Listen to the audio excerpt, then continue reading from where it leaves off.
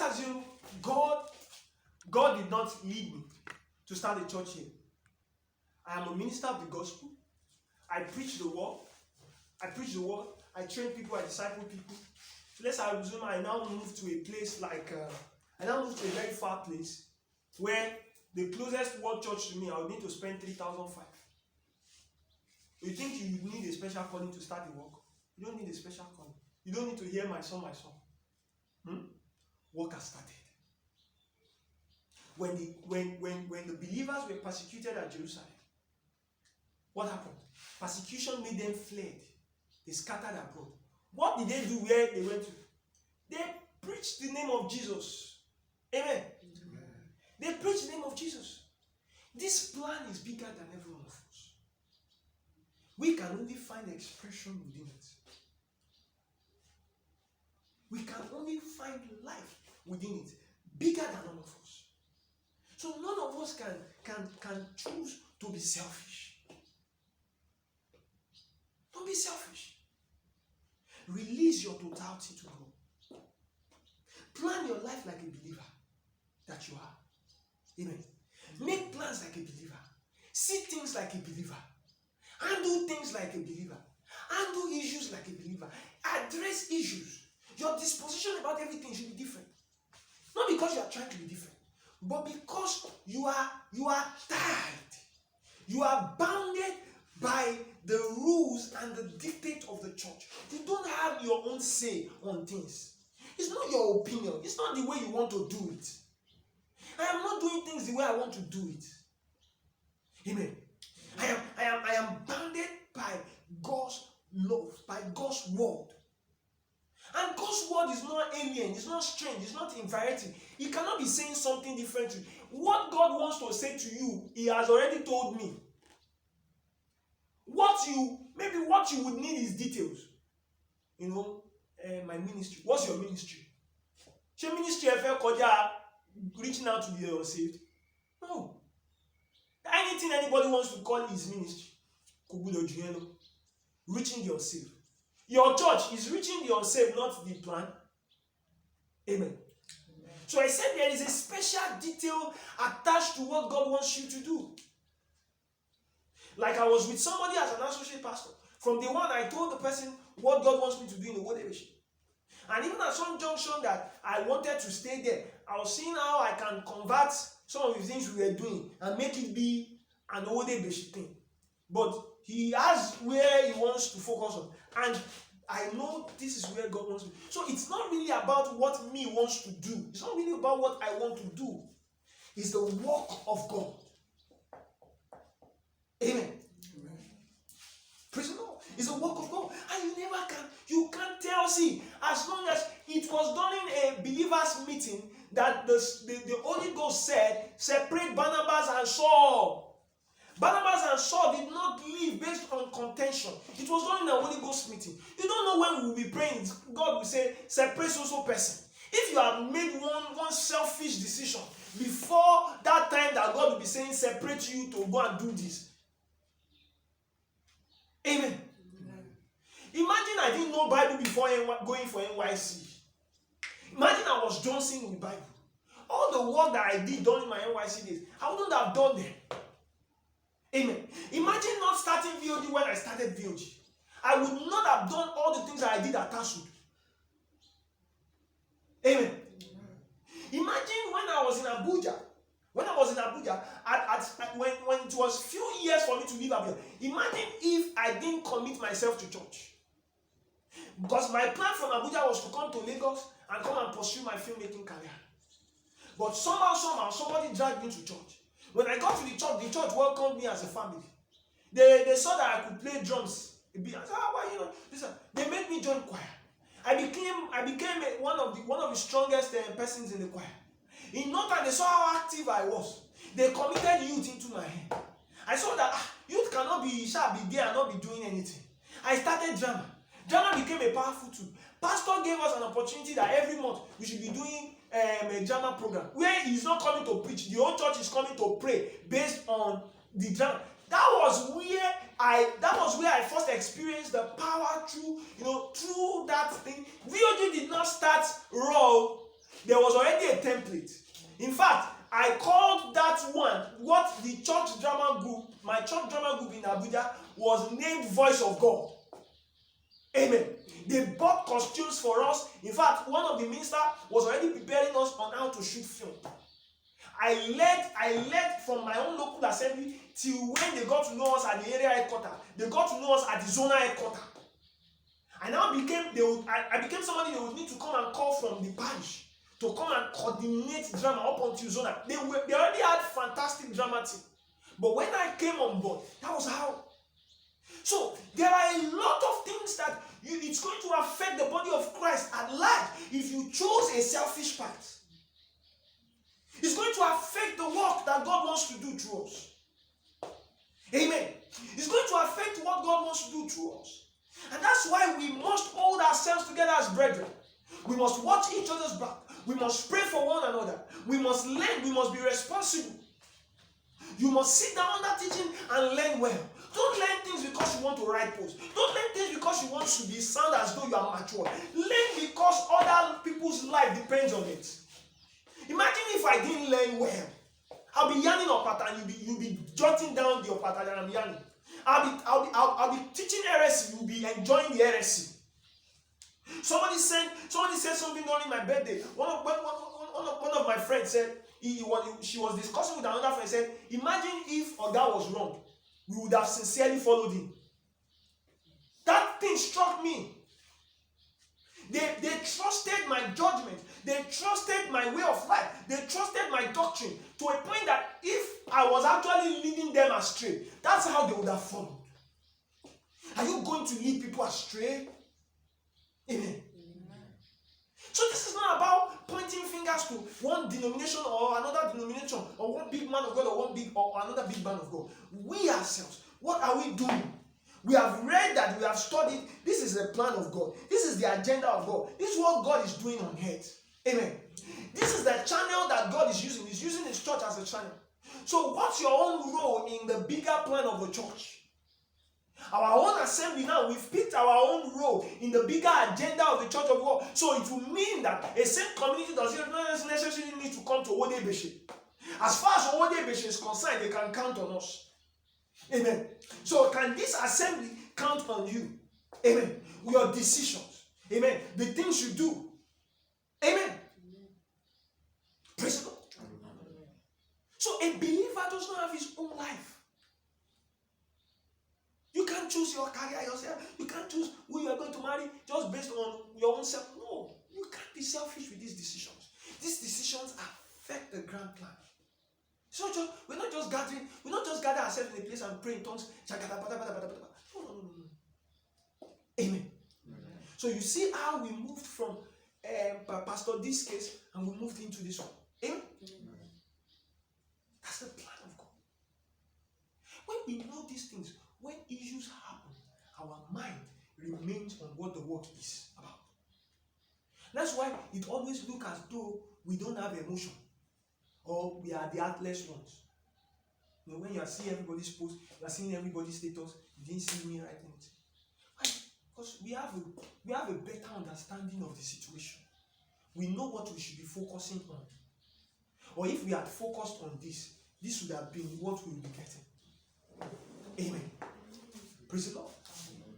So what's your own role? What's my role? What's the role of this church? See, don't be scared. There's nothing you want to do that you can't share with me. If I don't know what God has been telling you. If God has been telling you you're going to pastor a church, you should not be scared to share with me. It's only if I am selfish. See, let me tell you how this thing works. There's nothing God is showing you. If it is the truth, you will know. So there are two ways where you will not want people who should know about what you want to do to know. Is it that you know you are doing something wrong and you know they are the only one who can put a check on it? Amen. Or they are not really good people. And there is a way to answer those ones. If I'm not a good person, you should not be coming here. It's dangerous. Don't joke with your life. If I am not a good person, you should not be coming here. It's dangerous. The person you sit down and listen to, he would have influence over your life. So, but if you have proven, it's proven, you know that he is genuine, then you should not be scared or worried to run every of your plans through me. So it's not human manipulation. Humanly speaking, I'm not interested in knowing what you want to do. Humanly speaking, I'm not interested in wanting to take a place in any of your decisions. But because of the agenda of the church, it is my responsibility to know. How do I explain it? They say you moved to Canada. What will I say you are doing there? How will I, what can I say? It's just like your sibling at home. Kelvin picked up a job. You don't know the job Kelvin picked up. How will you feel? So that's how it is. You are in church. You are planning something. You are planning it. You have 6-7 months to plan it. You are planning it, and I didn't know. You just come Wednesday. You say, sir, I should let you know, sir. There's something God laid in my heart, and we need your prayer. Which prayer? You want to do something on Saturday? Yeah, knowing it's not something that happened within this week. You know, something can come up Wednesday, and you want to do it Saturday, and Wednesday, Thursday, Friday, you can use that to tell your pastor.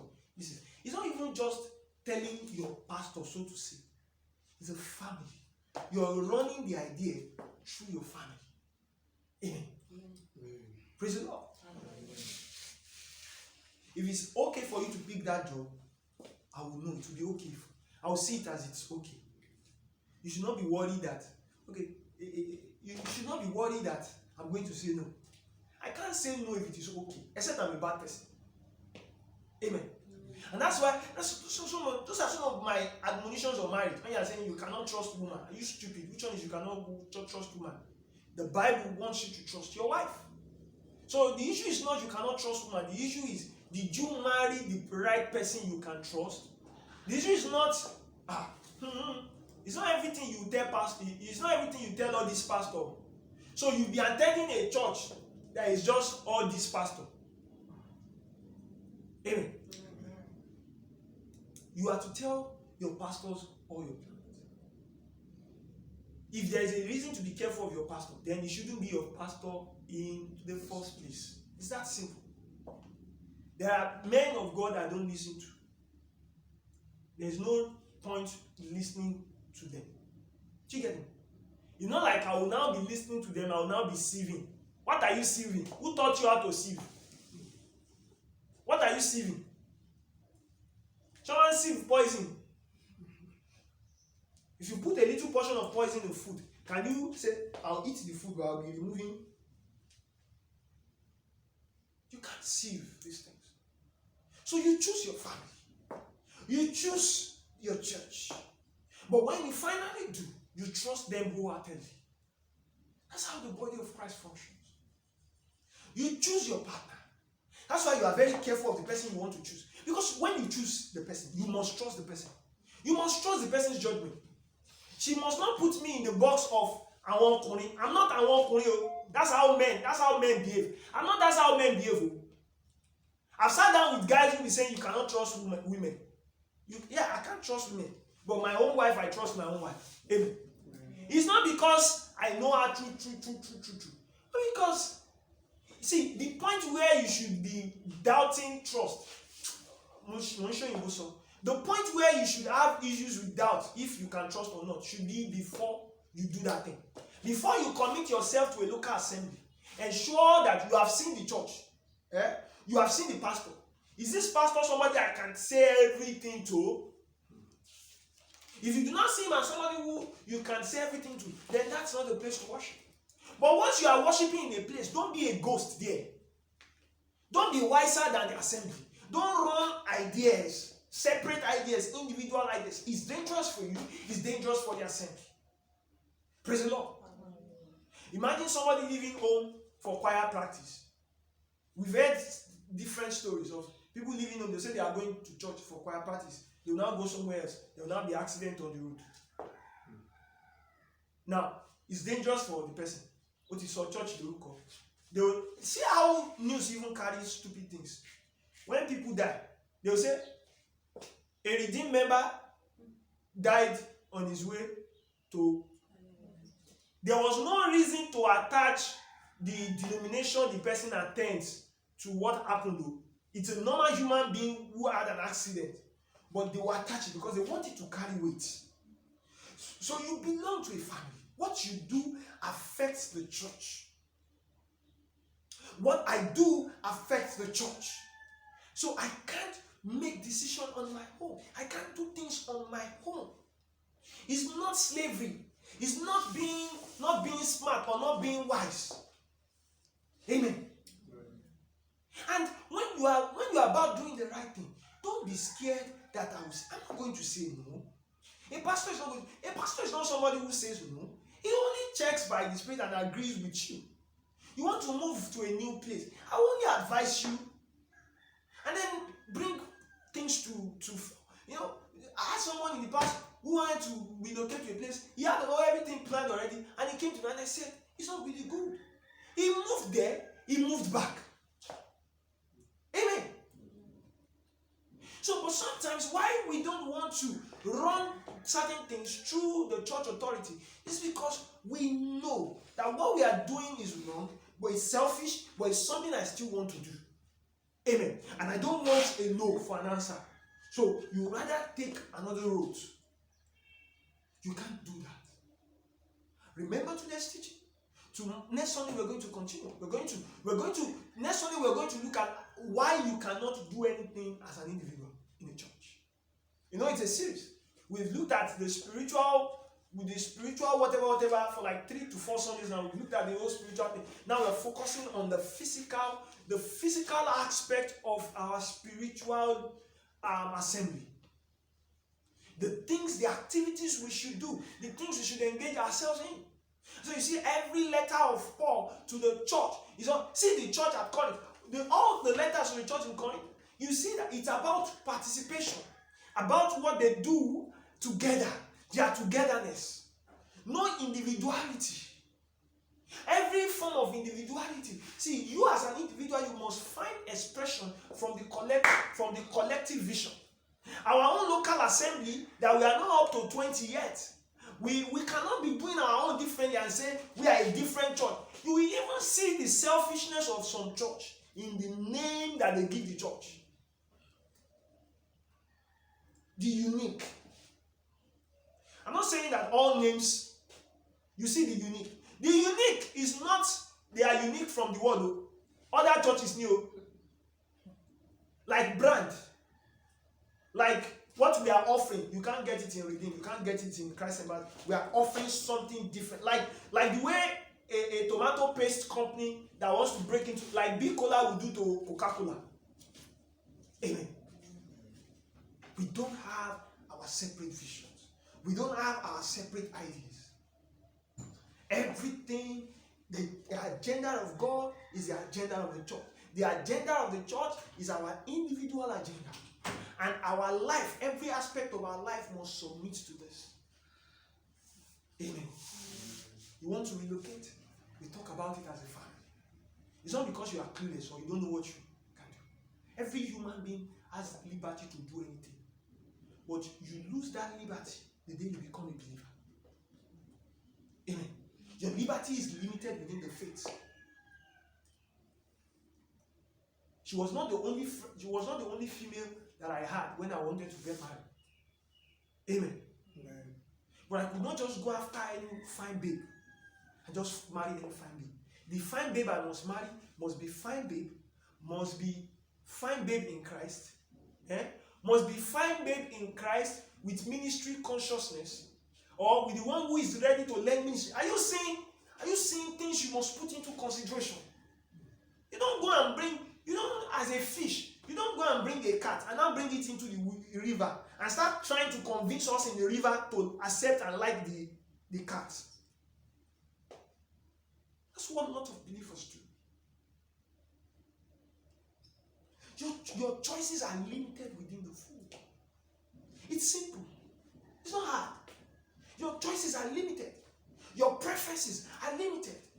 Your priorities are limited. You can't prioritize anything outside the faith above things within the faith. They are that simple. If I am doing anything outside the faith, it should be to the end of it should be that it's going to add something to this. Like one of the reasons I make money is so I can use the money to support work too. That, don't get me wrong, I'm not creating an excuse. I leave work and I'm chasing money. I say I want to make money, but that's the lie. I am doing the work and I'm still not really that opportunity to make more money, because I know that if we make more money, we're going to get ourselves in a bigger auditorium, in an auditorium that is different from where we're meeting now. Get equipment, get something, help believers, help brethren. There are believers who will go back to their own town simply because probably they just need somebody to put them on the 40,000 naira monthly salary, whatever, and they are active in your church. I'm explaining in practical terms why believers do what they do. Why I will encourage you to work. I will encourage you to work. The work is not what you'll be chasing, and you are not doing it. Now, I will encourage you to work. You know it's an earthly affair, but you are doing it because of this family. I'm encouraging you to work because there is a brother who is in school that we are both taking care of his school fees. And we are not doing it because God wants to bless us more. And we are not doing it so as to show people that we are taking. We are only doing our work. It's a brotherhood though. You will contribute money for people's house rent. Somebody will be at the hospital and want to deliver, and it's not my wife delivering. I'll be at the hospital. They say, "Who are you?" I say, "I'm a brethren." Read Acts of Apostles. They broke bread in each other's house. They were not doing social club. It's not social club. It's not I am for you, you are for me. You know what our parents do with their friends. But she went on ration. So I'm not very repay. It's not that one. This one is strong. Bounded by love, by the blood of Jesus. Bounded by a spiritual agenda. To a point where our relationship flows from that spiritual reality even to natural things. That's why we don't come and be praying blessing upon people. If you are blessed, about 2-3 other persons in the congregation are already blessed. If this church grows bigger than this, and you are working and you are getting paid, there are people you will be paying that you will be responsible for. Maybe we have 10 people who cannot take care of their transport fare. We'll give Taiwo 4, taking care of 4 people's transport fare. And she's not doing it with the mindset of when they now see me on Sunday, they will now do, Sister Taiwo, no, you are not Olore, you are a brethren taking care of another brethren. And that brethren receiving that help too. He would be receiving the help with the mindset of one day being independent so as to be able to do for others, not to you back, for others within the faith. Our supply, our life, our interaction, our benefit, everything is within the faith. As I said, do good to all men, especially those who are of the household of faith. Amen. Do good to all men, especially those who are of the household of faith. So when we understand the agenda of God, we understand what the plan of the church is, we would find expression in those plans. And we would never be selfish with anything that we're doing. We will only give ourselves to the work of God, what the church is doing. The agenda of the church will be the agenda of every believer. Amen. If you have a good local assembly, you should not have a different plan from your local assembly. If there's something God is leading you to further the work, it will be an extension of what you are doing in the local assembly. If God wants you to pastor and me, I'm angry, how will I be angry? There's something is wrong with me. Can I do the work alone? No. So the same way you cannot be, you cannot keep such information and be trying to do it like God is calling you so something that you don't. I must know. I must know that God called you to it too. Somebody shared something with me over the phone, and I said I will pray about it. When I said I will pray about it, it just dropped in my spirit to pray in tongues. So I just said a few words in tongues, and I started giving the person a confirmation to what the person shared with me. Yeah, it's true, it's true. That's a witness in the spirit. So if your decision is right, you should not be scared to run it by other believers. If they are sincere, they would confirm whatsoever God is showing you.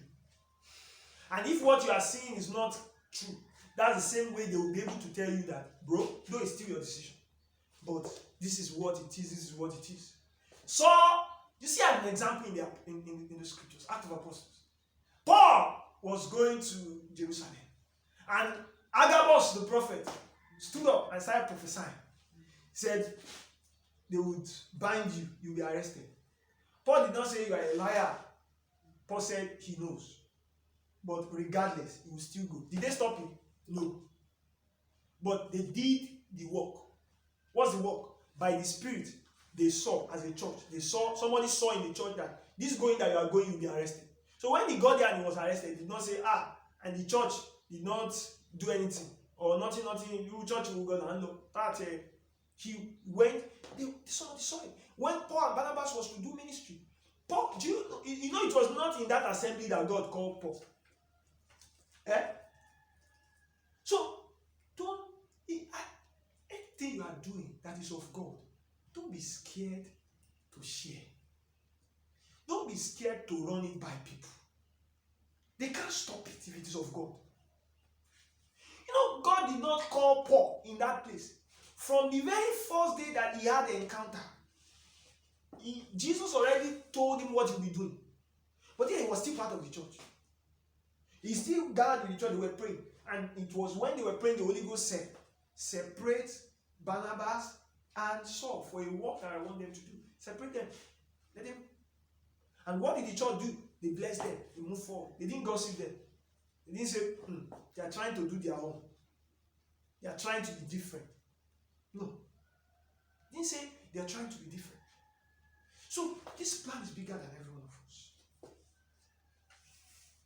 So when we say, I do the work of ministry, it's not just what we say. It's not just going out on Saturday. Amen. There is the going out on Saturday.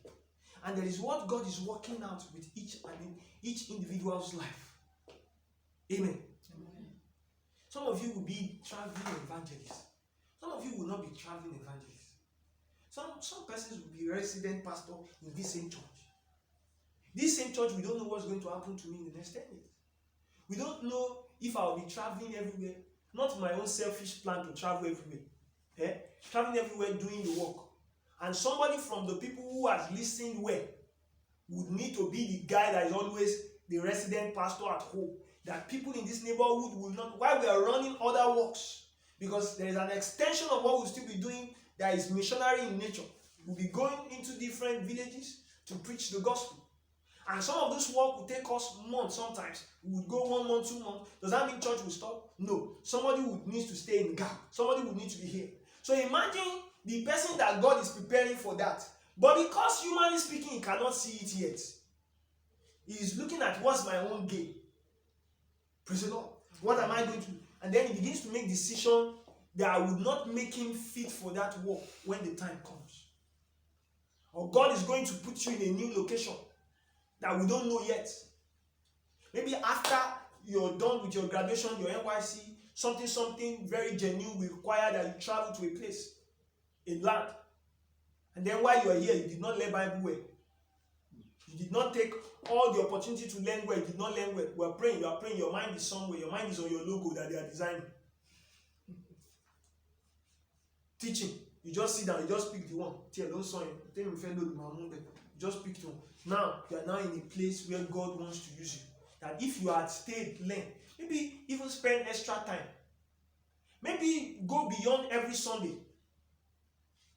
Amen. Maybe come around and ask questions more. Maybe do more. Do extra. I did more. I attended the church, they were doing 2 services. I would do the 2 services combined. I would leave with Jabode to go to same community. And at 7 a.m., I will see, after 7 a.m. in church, I will see people going out of the church. I'll be like,